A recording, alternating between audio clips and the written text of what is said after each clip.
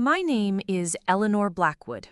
I'm 68 years old, and last spring, my only son called me, laughing, to tell me he'd sold my home out from under me. What he didn't know was that his cruel laughter was the sound that finally woke a sleeping lion. It's a long story, but one I feel I have to tell. Before we get into it, I'd love to know where you're all listening from. I'm here in Monterey, California, where it's a beautiful, sunny morning. Drop a comment and let me know where you are in the world and what time it is. It makes me feel like we're all sitting here in my living room together. Now, let's go back to that day, the day it all started. The fork clattered against the porcelain plate. It was a loud, ugly sound in the otherwise civilized hum of the restaurant. For a moment, the entire world seemed to shrink to that single, jarring noise. My hand, which had been steady just a moment before, was trembling. "Eleanor, are you all right?" Clara, my best friend of 40 years, reached across the table, her brow furrowed with concern. Her voice sounded distant, as if it were coming from the other side of a long tunnel. I couldn't answer. I couldn't even breathe. My eyes were fixed on the panoramic window overlooking the bay, but I wasn't seeing the sparkling water or the sailboats riding by. I was seeing my life, the life I had so carefully built with my late husband Marcus, being dismantled, brick by brick, by our own son. The phone was still pressed to my ear, a cold, dead piece of plastic now. Richard had already hung up. He delivered his triumphant little speech and then simply disconnected, leaving me in the echoing silence of his betrayal. "He sold it, Clara," I finally whispered, the words feeling like shards of glass in my throat. "The lake house, and the Mercedes. He said it with such cheer." Claire's perfectly made-up face hardened. She was a realtor, a shark in a Chanel suit, and she understood the mechanics of such a thing better than I did. "He can't do that," she said, her voice low and firm. "Your name is on the deed. He can't sell it without your signature." "He said it was done," I repeated, the numbness spreading from my chest out to my fingertips. The waiter, a young man with kind eyes, approached our table. "Is everything to your satisfaction, ladies?" Clara waved him away with a flick of her wrist. "We're fine. Just give us a moment." I had met Marcus in college. He was studying law, and I was studying art history. He was brilliant, driven, with a laugh that could fill a room and a mind that saw the world like a complex, beautiful chess game. I was the dreamer. He was the architect. Together, we built a wonderful life. We had Richard, our beautiful boy. We bought the Lakeside villa in Tahoe not as an investment, but as a legacy. It was where we spent our summers, where Richard learned to swim, where Marcus taught him how to skip stones across the water. It was more than wood and stone. It was the repository of our family's soul. After Marcus passed away 5 years ago, after the blur of the funeral and the quiet, empty nights that followed, the house became my sanctuary. It was where I felt closest to him. The Mercedes was the last car he'd bought for me, a birthday present. "For my queen," he'd said, bowing dramatically. It was just a thing, a machine of steel and leather, but it was a thing that held a memory.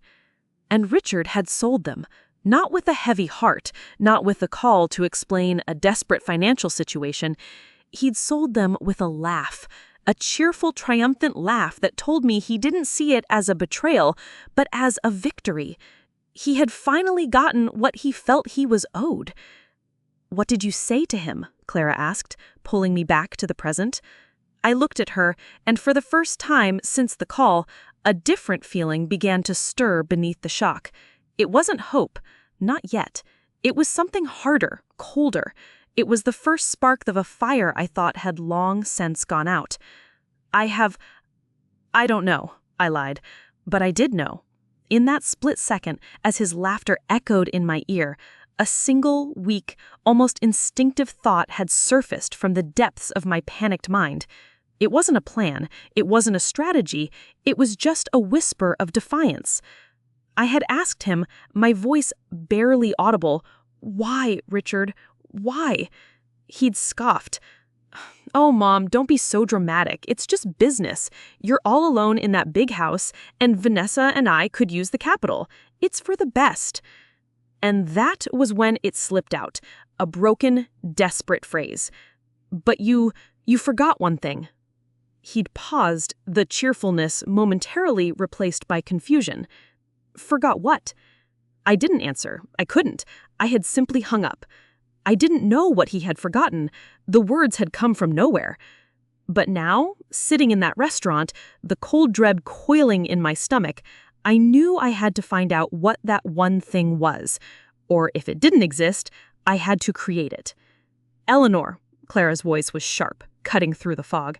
We are not going to let him get away with this. You hear me? Your husband was the smartest man I ever knew. He would have had safeguards. He would have protected you. Her words struck a chord. Marcus.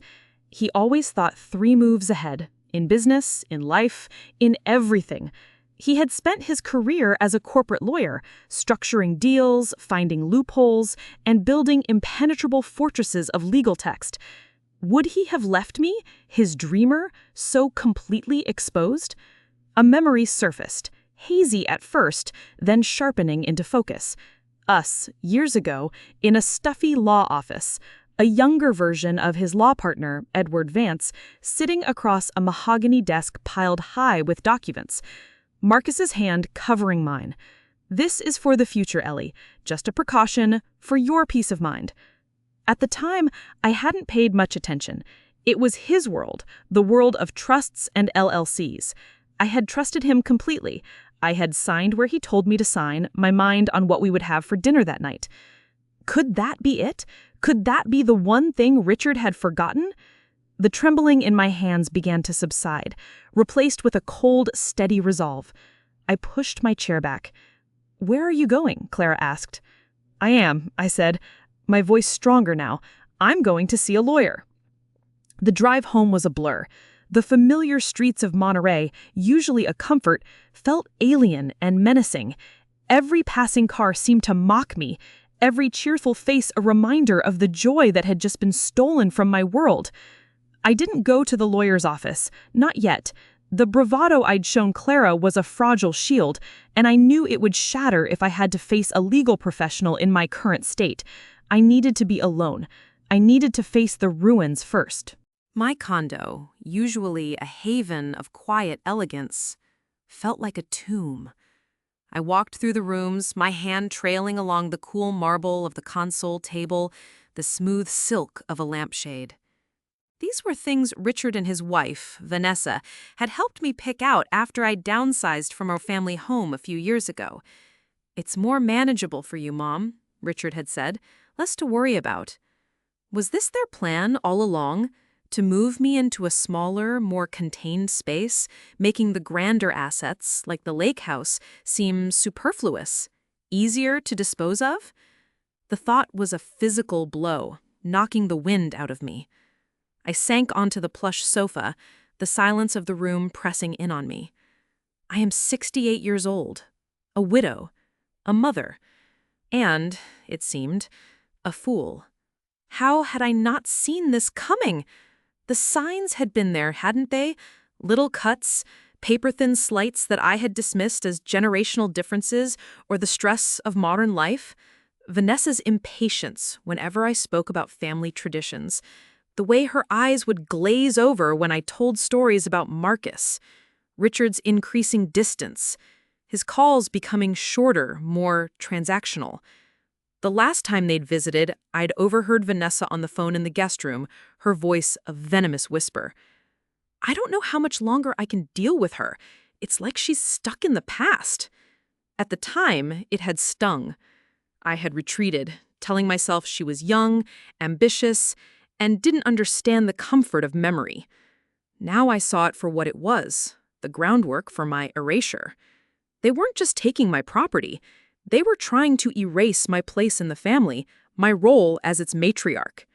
My grief for Marcus, a dull, constant ache for 5 years, flared into a sharp, agonizing pain.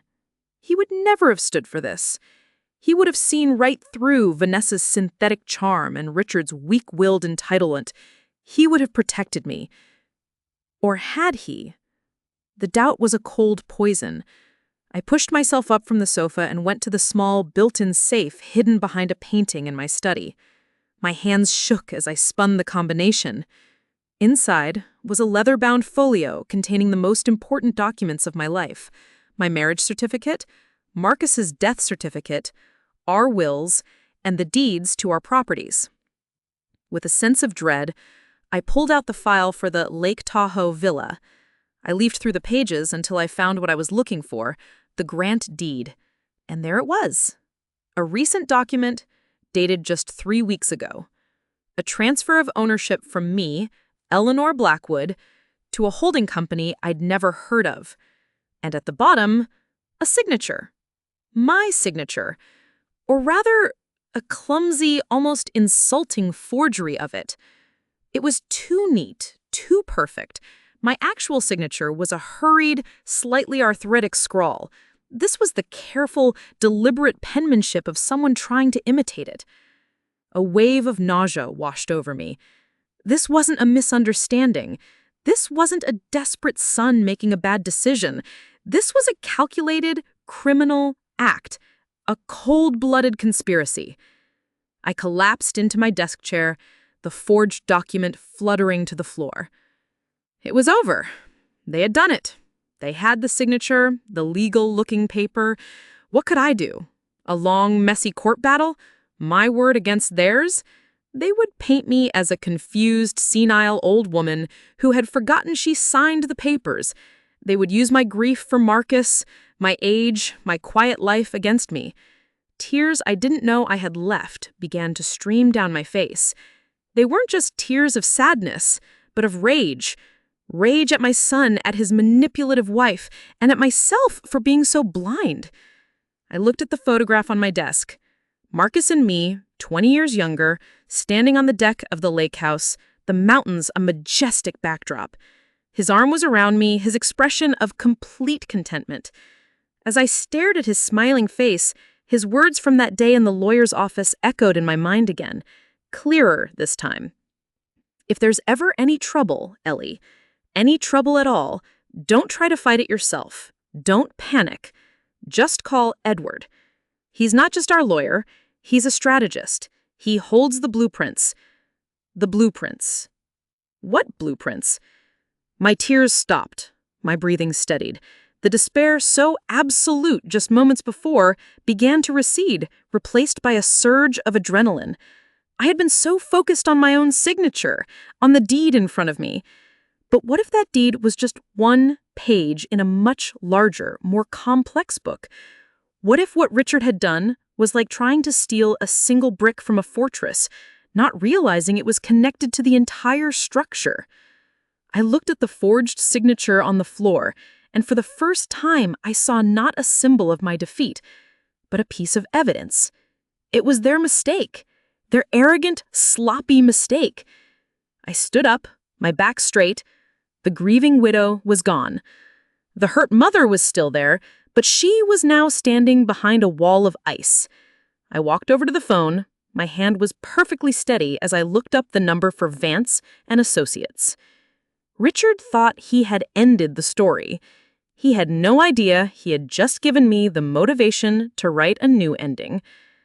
The offices of Vance and Associates were exactly as I remembered them. A hushed sanctuary of mahogany, leather, and the faint, reassuring smell of old books. It was a place that projected power and permanence, a world away from the chaos that had consumed me for the last 24 hours. Edward Vance rose from behind his massive desk as I was shown in. He was grayer now, the lines around his eyes deeper, but he had the same sharp, intelligent gaze as his father, who had been Marcus's first partner. He had taken over the firm, and with it, the stewardship of the Blackwood family's legal affairs. "Eleanor," he said, his voice warm with a respect that was a balm to my wounded spirit. He came around the desk and took both my hands in his. "It's been too long, Eleanor. I'm so sorry it's under these circumstances." I called him from my car, my voice tight and controlled, giving him only the barest details. He had simply said, "Come in first thing in the morning. Don't speak to anyone else." Now, sitting in the plush leather chair opposite him, I laid the story out piece by painful piece. The phone call, Richard's laughter, the forged signature. I slid the fraudulent deed across the polished surface of his desk. He put on a pair of reading glasses and examined the document in silence. He held it up to the light, his expression unreadable. For a long minute, the only sound in the room was the quiet tick-tock of a grandfather clock in the corner. My heart hammered against my ribs. Everything depended on this moment, on what he would say next. Was I a fool clutching at straws, or was there really a blueprint? Finally, he took off his glasses and looked at me. His face was grim.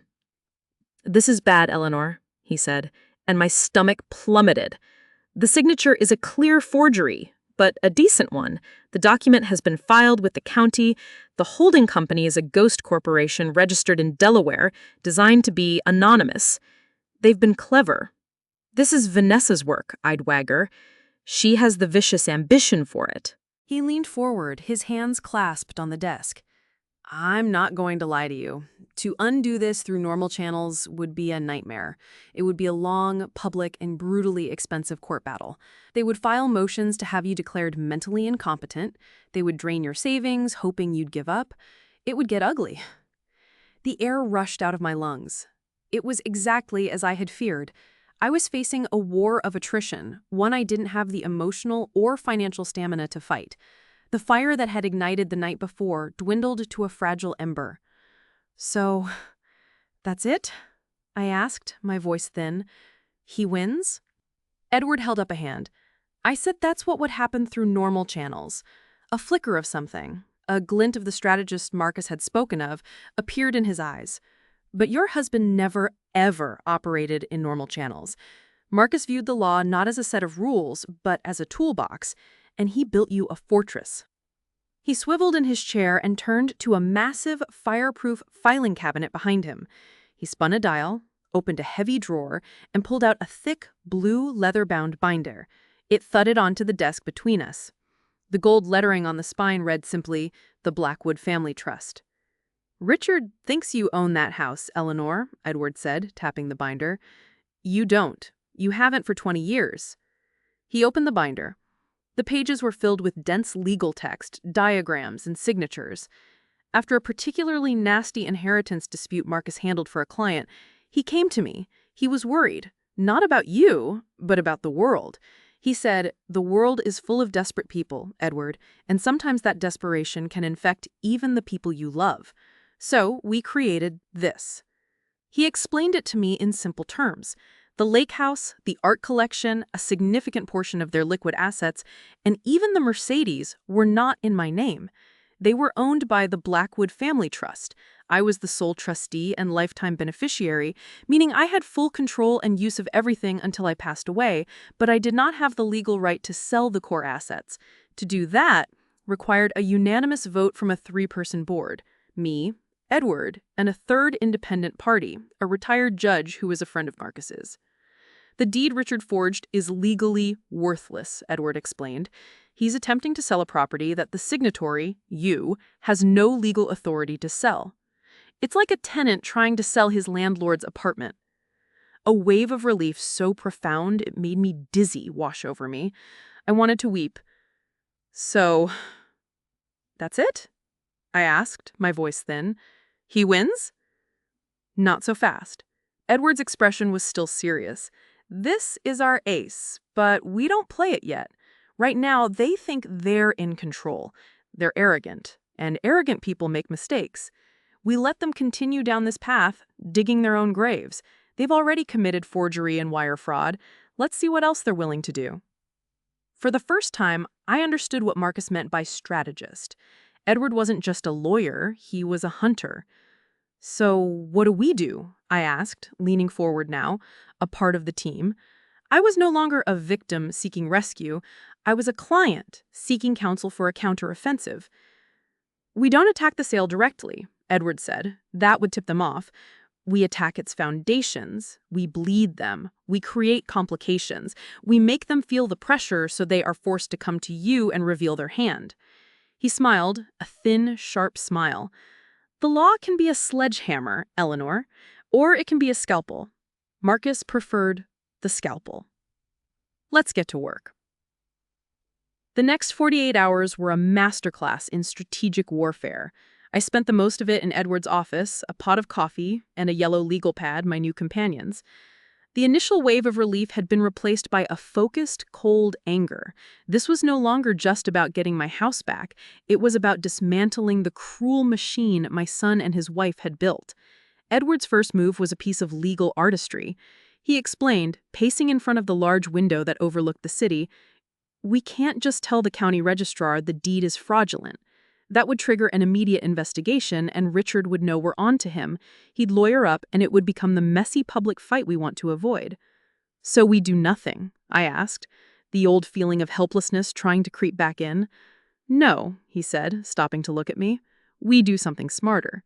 We file a lis pendens." It was a legal term I'd never heard before. He explained that it was Latin for suit pending. It was a simple, public notice filed against a piece of property indicating that it was the subject of a lawsuit. It didn't stop a sale, but it was a massive red flag. No title insurance company will touch a property with a lis pendens on it. And no sane buyer will close on a multi-million-dollar property without title insurance. The sale will grind to a halt. It will be stuck in escrow indefinitely. "And what's the lawsuit?" I asked. Edward's smile was predatory. "That's the beautiful part. The suit isn't from you against Richard for fraud. It's a suit filed by the trust, a separate legal entity, against you, its trustee. The claim? That you, Eleanor Blackwood, have mismanaged the trust's assets by attempting an unauthorized sale. It's a legal fiction, a move on the chessboard. It creates a major problem for the buyers, but the reason for it is buried in legal jargon that Richard won't understand. He'll just know something is wrong." It was brilliant, devious, and elegant. I felt a thrill of appreciation for the kind of mind that could conjure such a strategy. "Do it," I said. While Edward's paralegal filed the paperwork electronically, my job began. I became a detective in my own life. I spent hours on the phone with my credit card company, reporting my card as potentially compromised. This allowed me to get a full record of all recent charges without raising Richard's suspicions. And there it was. A charge from 3 weeks ago for $29.99 to a website called notaryzoom.com. A quick search revealed it was a cheap online notary service, one with a slew of terrible reviews and accusations of lax security. This was their weak link. A real estate transaction of this magnitude would normally involve a highly reputable notary from an established title company. They had cut a corner, and it was a fatal one. Then I went through months of bank statements. I was looking for anything unusual, any large transfers, and I found one. A wire transfer of $50,000 from a joint account held by Richard and Vanessa to a man named Alistair Finch. I didn't recognize the name, but Clara did. When I called her and told her the name, there was a sharp intake of breath on the other end of the line. "Alistair Finch?" she spat, the name tasting like poison. "I know him. He's a bottom feeder, Eleanor. Lost his license with the big firms years ago for unethical practices. Now he operates independently, mostly handling, let's call them, creative deals. He's the real estate agent." So the agent wasn't an innocent party duped by a forged document. He was a paid co-conspirator. The $50,000 wasn't a standard commission, it was a bribe. The pieces were clicking into place. This was a deeper, darker conspiracy than I had imagined. Late that afternoon, we got our first sign that the plan was working. Edward received a call from the escrow company handling the sale. The agent was frantic. The title search had come back with a lis pendens filed by something called the Blackwood Family Trust, and the deal was on ice. Edward played his part perfectly. He feigned confusion. "The Blackwood Trust? That's one of our firm's old family trusts. Must be some ancient clerical error. I'll look into it." He promised to get back to them, then hung up. a triumphant gleam in his eye. The counter scene, as I imagined it, was immensely satisfying. Richard would have gotten a furious call from Finch. I could picture him, his face flushed with anger and confusion. "What the hell is a trust? My mother doesn't have a trust." He would see it as a bureaucratic hurdle, an annoyance. He was a man who had never respected the details, who had floated through life on his family's name and money. The intricate legal world his father had navigated was a foreign country to him. Vanessa, on the other hand, would be different. She would be suspicious. She was the smart one, the dangerous one. The list pendants would be a wrinkle she couldn't smooth out, and it would frustrate her. And that frustration would lead them right to my door. As I left Edward's office that evening, I felt a sense of empowerment I hadn't known in years. They had thrown a punch, thinking I was a frail, defenseless old woman.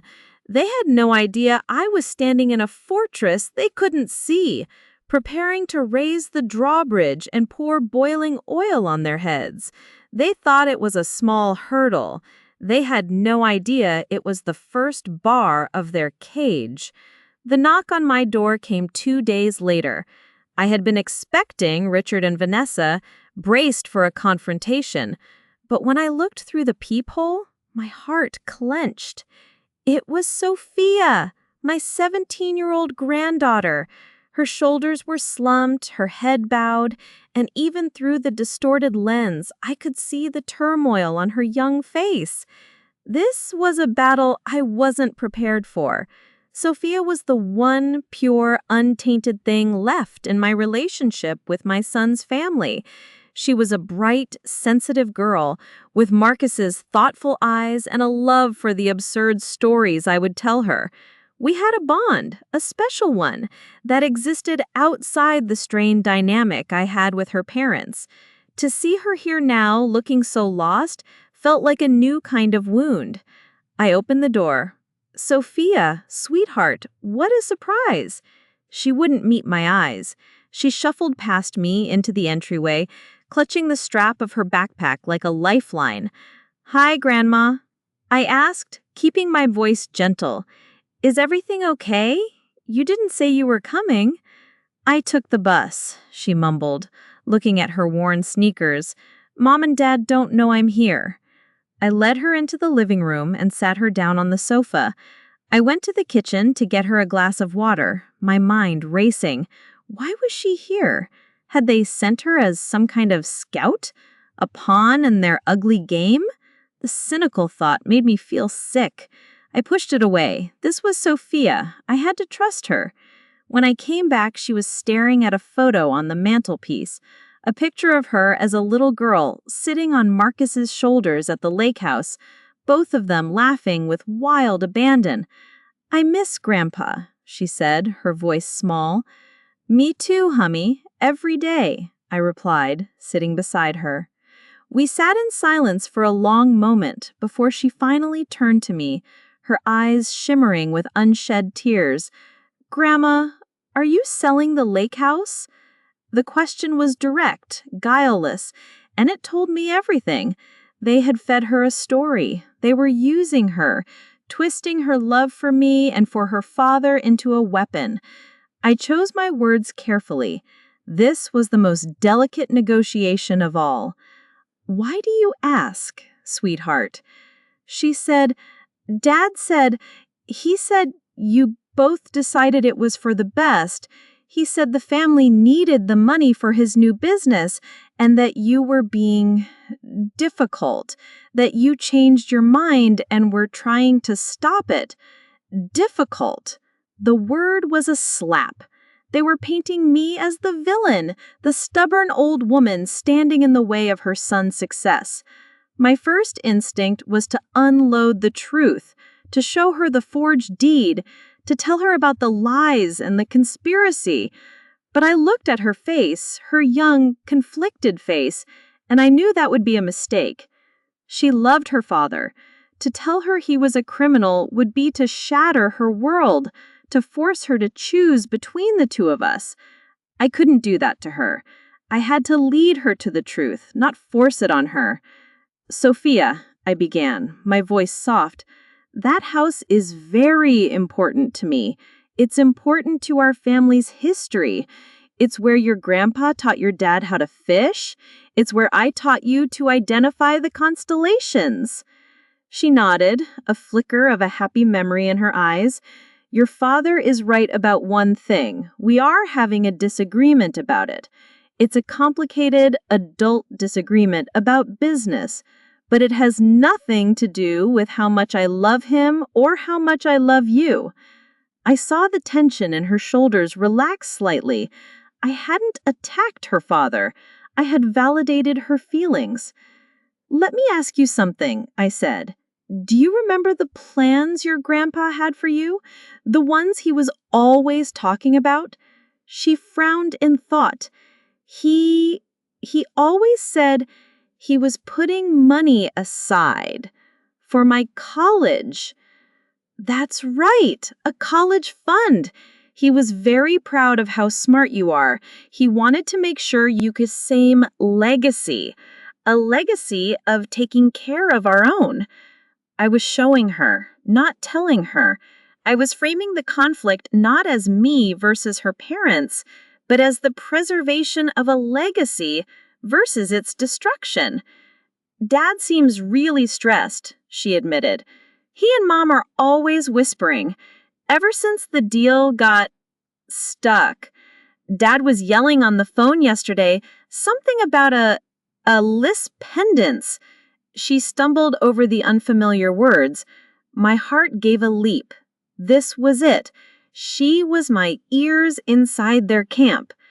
That's part of the business disagreement, I said calmly, betraying none of the excitement I felt. It's legal paperwork, very boring. I stood up. Come on, I have something to show you. I led her to my study. I didn't pull out the trust documents or the evidence of fraud. That would be too much, too soon. Instead, I pulled out an old leather-bound photo album.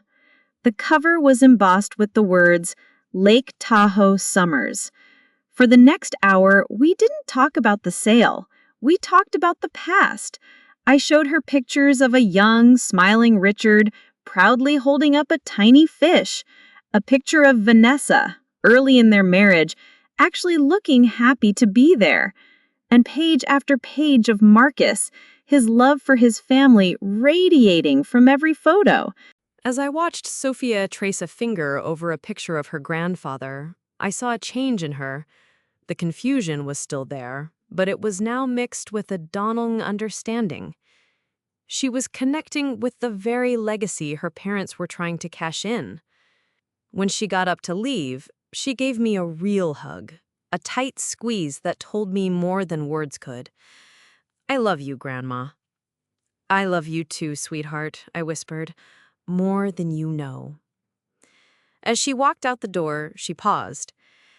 I'll let you know if I hear anything else, she said quietly, and then she was gone.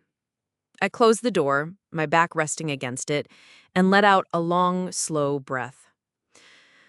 I hadn't won her over completely, but I had given her a new lens through which to see the world. She was no longer just their daughter. She was now a guardian of our family's memory. And in a war like this, that was an invaluable ally. The next few days were the quiet before the storm. I knew Richard and Vanessa were stewing, their frustration mounting with every passing hour that their big payday was delayed. The Lis pendants was a wall they couldn't climb, and they were too arrogant to understand that the wall itself was the message. Their only option was to go through the person they perceived as the weak link, me. It was only a matter of time before they came, and I would be ready. My conversations with Edward were now purely strategic. We were no longer just defending, we were preparing a kill box. The online notary is our silver bullet. It's a clear breach of protocol for a transaction of this value. But I want more.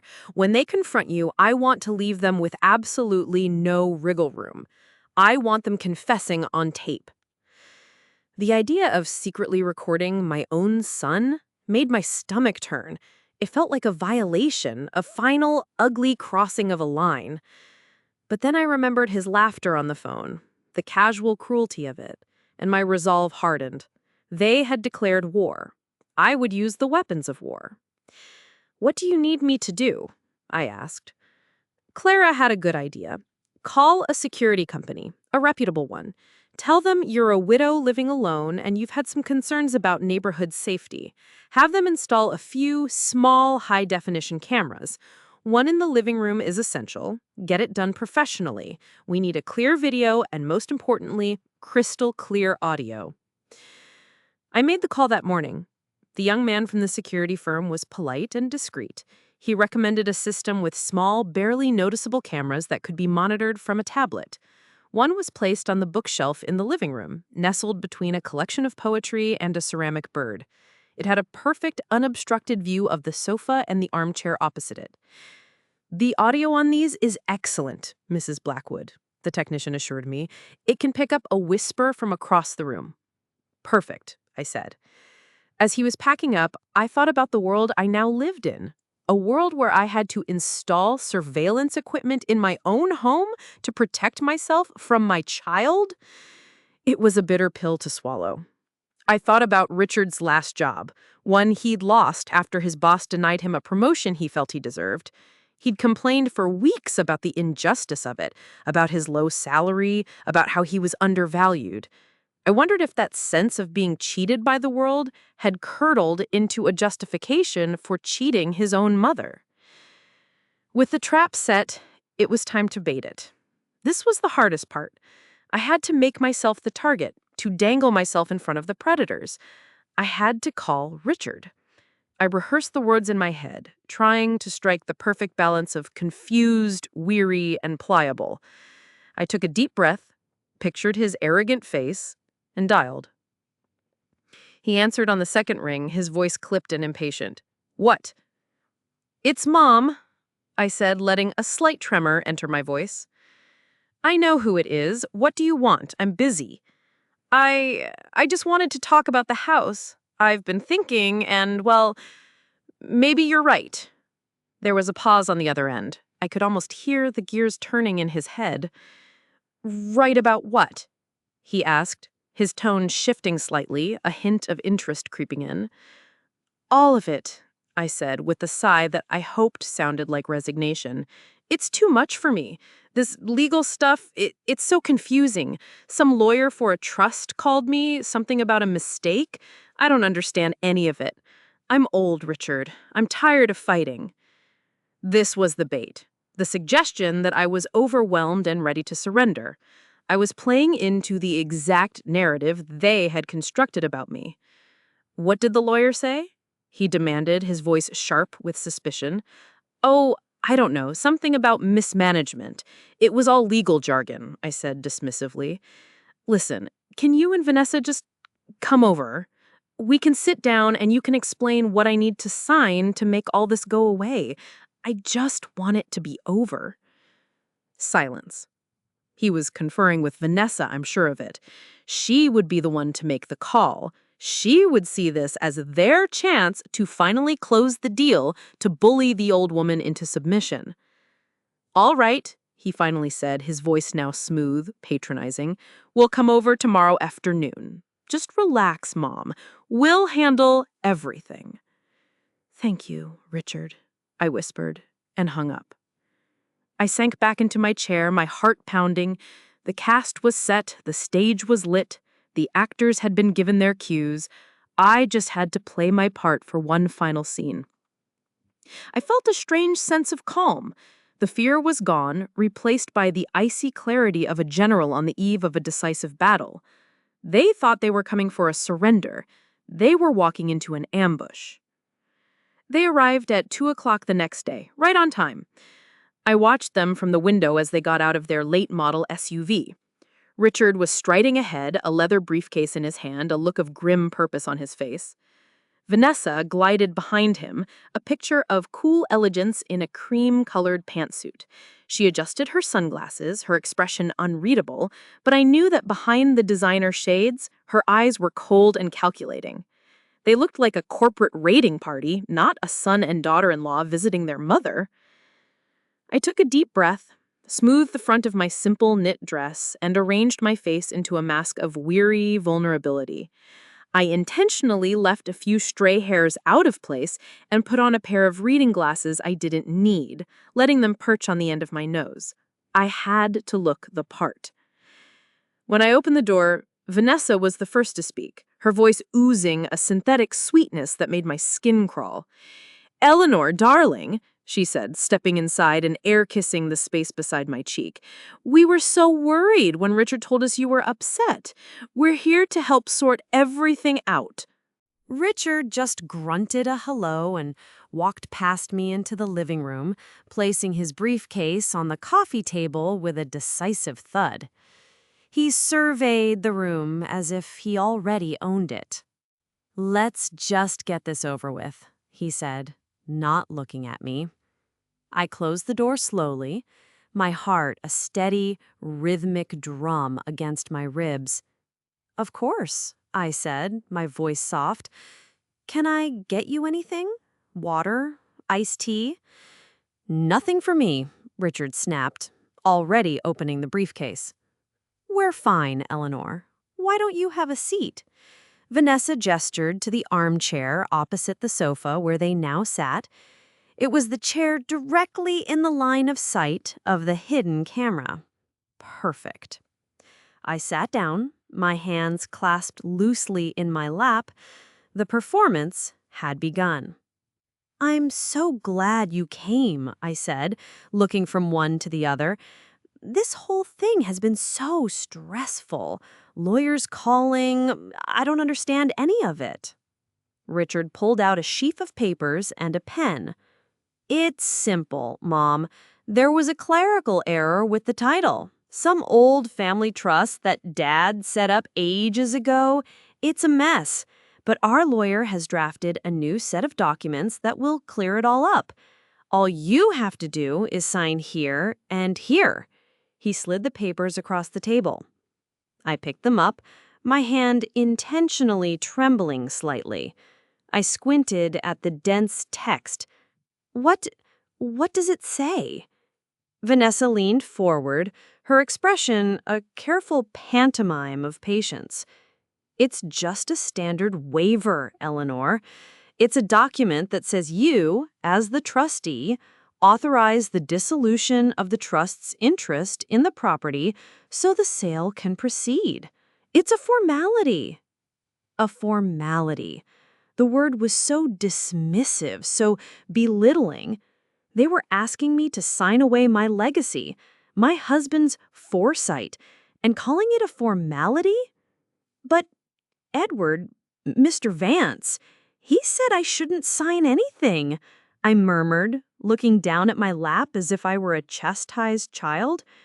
Richard's patience, already thin, snapped. "Edward Vance works for us now, Mom. Or he will, once we control the estate. He's just a lawyer protecting his fees. Are you going to listen to him, or are you going to listen to your son, the son who is trying to build a future for your granddaughter?" The mention of Sophia was a calculated blow. He was using my love for her as leverage. I just don't know," I whispered, letting my voice crack. This was the moment I had to push them over the edge, to make them reveal the ugliness they kept hidden behind their masks of concern and efficiency. "The first document," I said, pointing to the forgery I had left on an end table, "the one you already filed. My signature. It looks so strange." Vanessa stiffened. Richard's face flushed a dangerous shade of red. "What are you talking about? Are you senile? You signed it a few weeks ago. We were here. Don't you remember?" "I don't," I said, looking at him with wide, innocent eyes.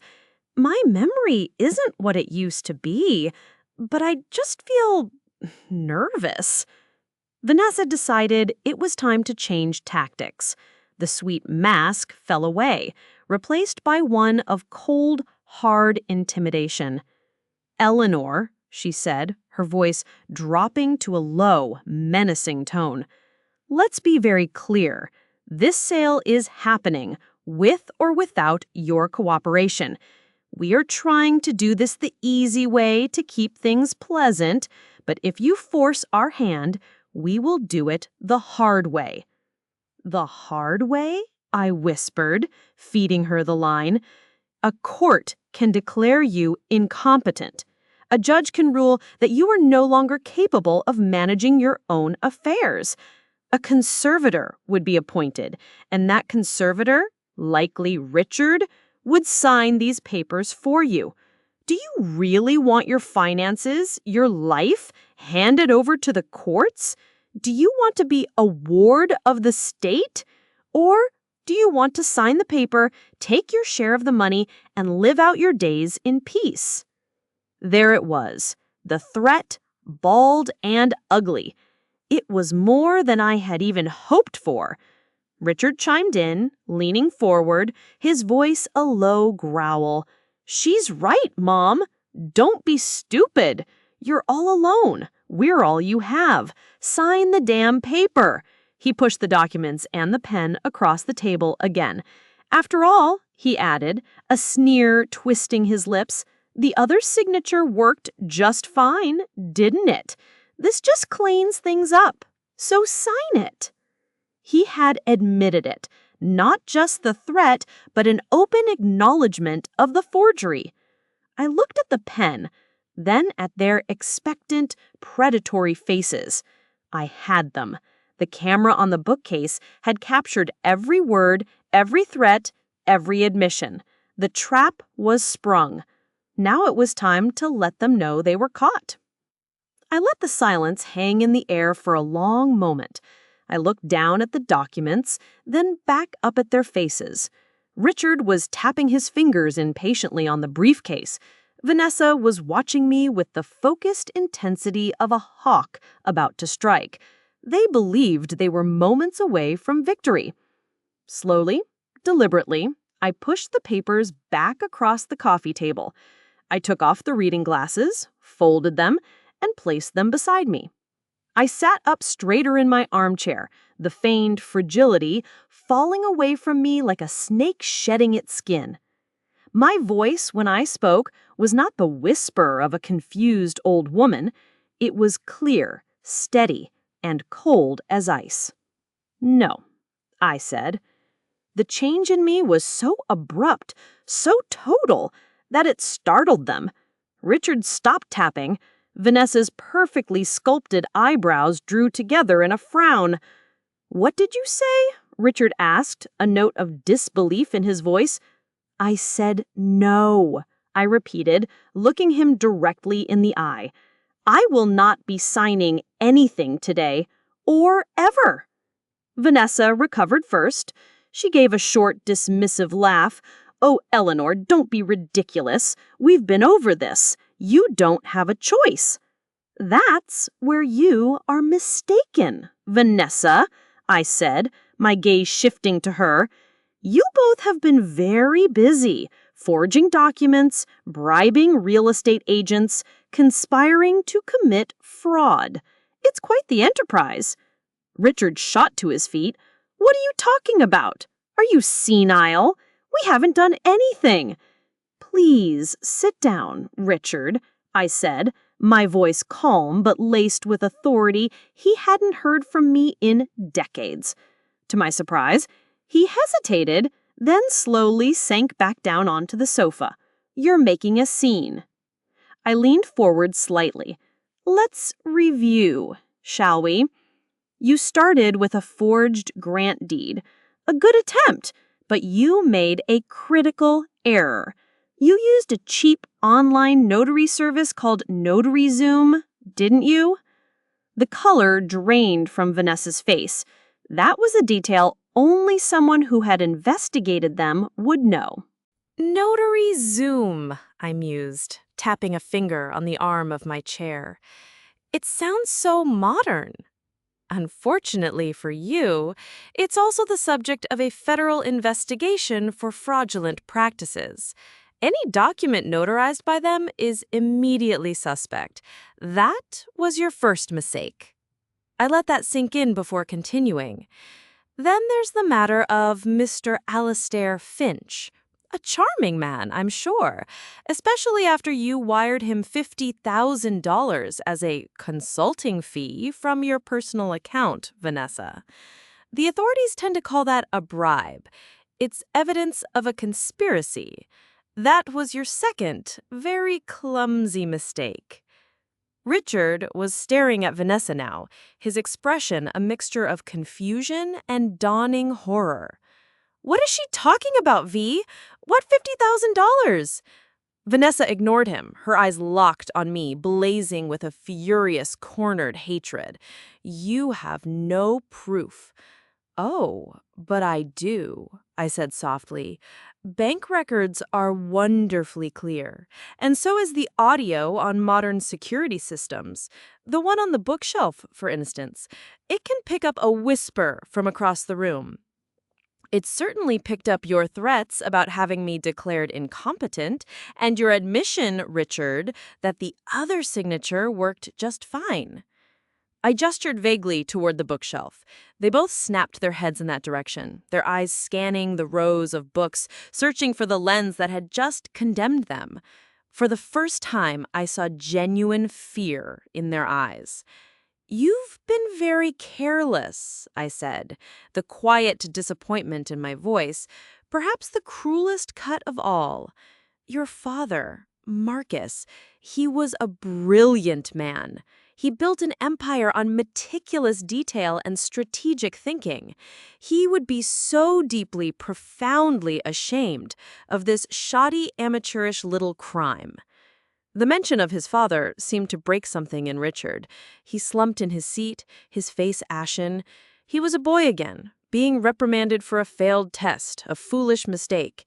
You can't prove anything," Vanessa hissed, but her voice lacked conviction. She was a chess player who had just realized her king had been in check for the last 3 moves. "I think a district attorney would disagree.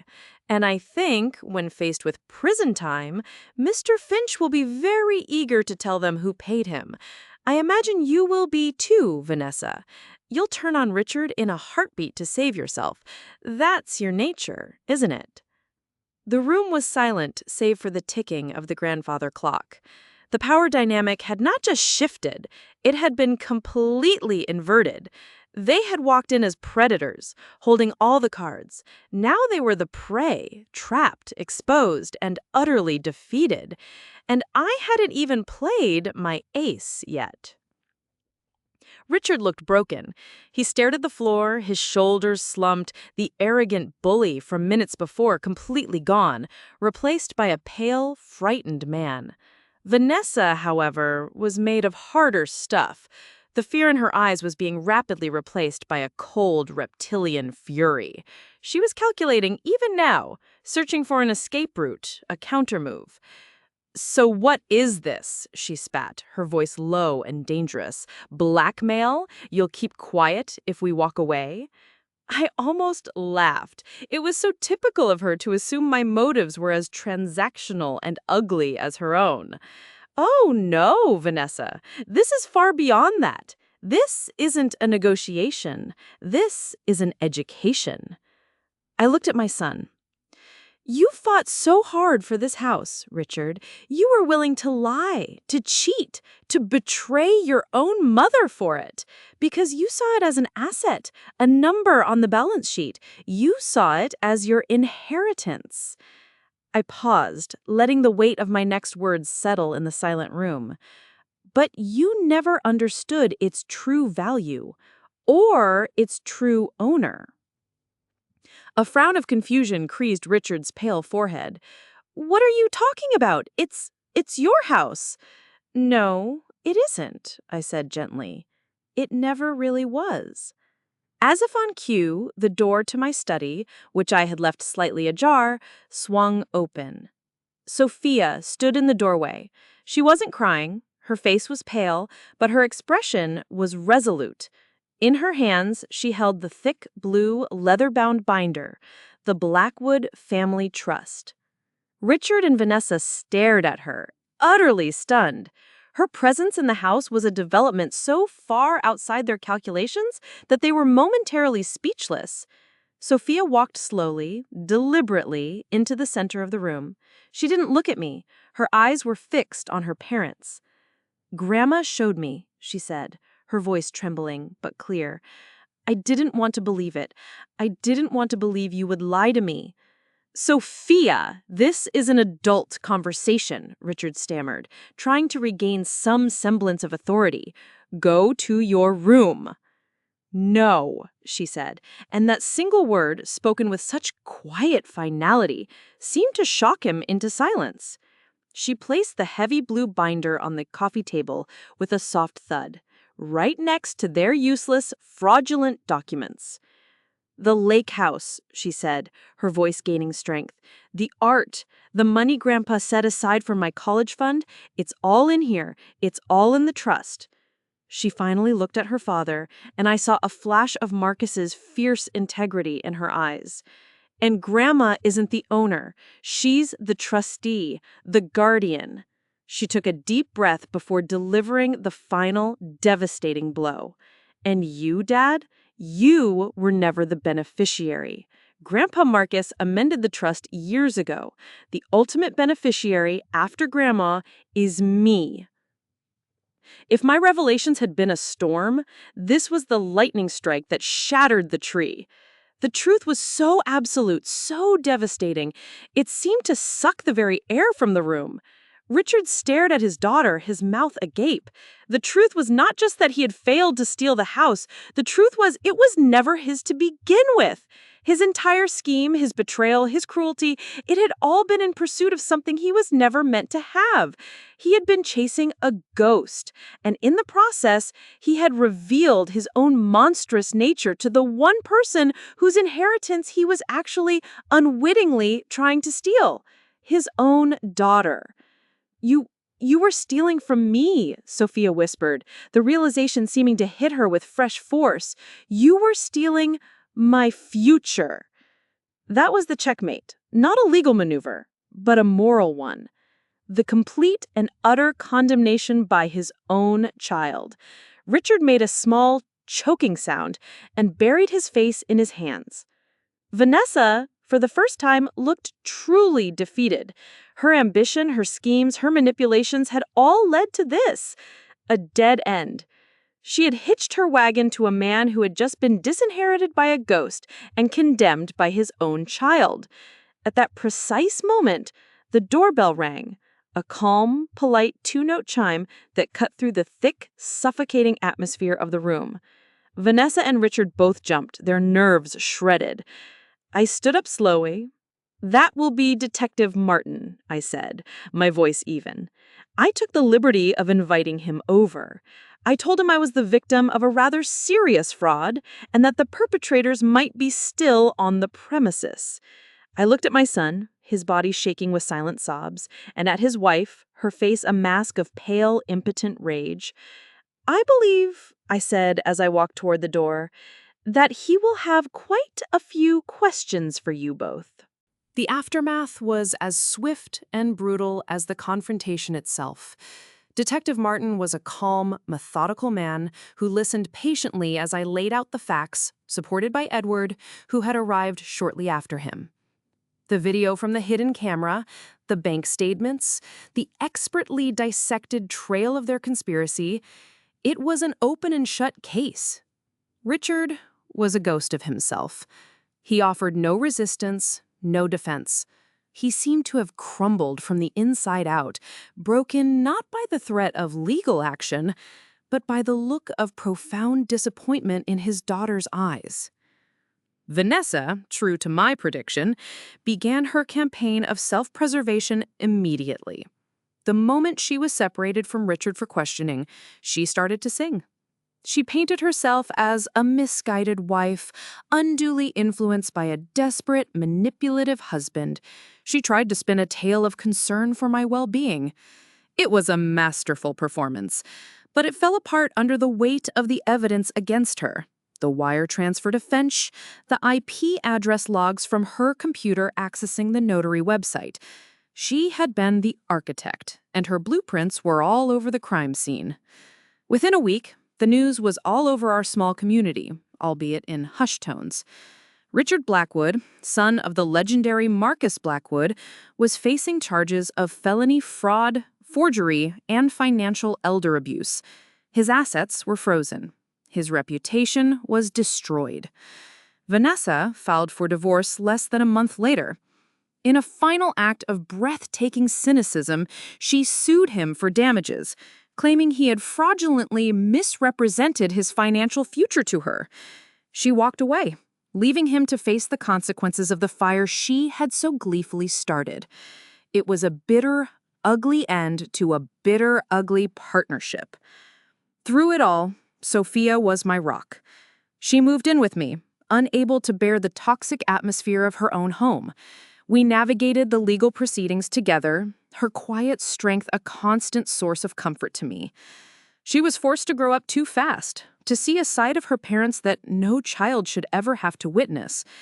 But she did so with a grace and resilience that reminded me so much of her grandfather. 6 months passed. The legal storm clouds began to part, revealing a quiet, clear sky. The charges against Richard were moving forward. He would likely face a prison sentence, though a plea bargain was in the works. Vanessa had vanished, reportedly moving back east. The noise had faded. Spring arrived in Lake Tahoe, late but glorious. The snow on the peaks began to melt, feeding the crystal-clear waters of the lake. The aspen sprouted new lime-green leaves, and at the lake house, 2 women were kneeling in the dirt, planting a garden. "I think Grandpa would have wanted more lavender right here," Sophia said, pointing to a patch of soil near the stone walkway. She had her father's smile, but her hands, caked in rich soil, were her own. "He would have," I agreed, handing her a small trowel. He always said it reminded him of Provence. We worked in comfortable silence, the sun warm on our backs. The house, which had been the subject of so much greed and strife, felt peaceful now. It felt like a home again. It had been reclaimed, not just legally, but spiritually. We were tending to its roots, just as we were tending to our own. Later that afternoon, we sat on the wide deck sipping iced tea and watching the sun begin its slow descent behind the mountains. The air was clean and crisp. "Are you okay, Grandma?" Sophia asked, her voice soft. "I am, sweetheart," I said, and I meant it. I was more than okay. I was whole. "Are you?" She nodded, a small, genuine smile gracing her lips. "I am now." I looked out at the vast, beautiful expanse of the lake, its surface like a pane of blue glass. When Richard called me all those months ago laughing, he thought he was holding the world in his palm. He thought he had won. But he and Vanessa had fundamentally misunderstood the nature of power. They thought it was about money, about assets, about taking things. They never understood that true strength, true inheritance, isn't something you can seize. It's the wisdom passed down through generations. It's the foresight to protect the ones you love. It's the resilience to stand up in the face of betrayal and say, "No, not today." The legal documents, the trusts, the LLCs, they were just the tools. They were the brilliant architecture my husband had designed. But a fortress is useless without a defender, someone willing to stand on the ramparts and fight. In the end, the battle wasn't won by Marcus's ghost. It was won by me, by a 68-year-old woman who had been pushed too far, who had found a strength she didn't know she possessed. I had learned the hardest lesson of my life, that the line between kindness and weakness can be dangerously thin, and that sometimes the most profound act of love is to draw a boundary of steel. I had not just saved a house. I had saved myself. And in doing so, I had preserved a legacy for the young woman sitting beside me, a legacy not of wealth, but of strength, integrity, and the enduring power of a family that chooses to protect rather than devour its own. The sun dipped below the mountains, painting the sky in fiery strokes of orange and purple. A new day was coming, and we were ready for it.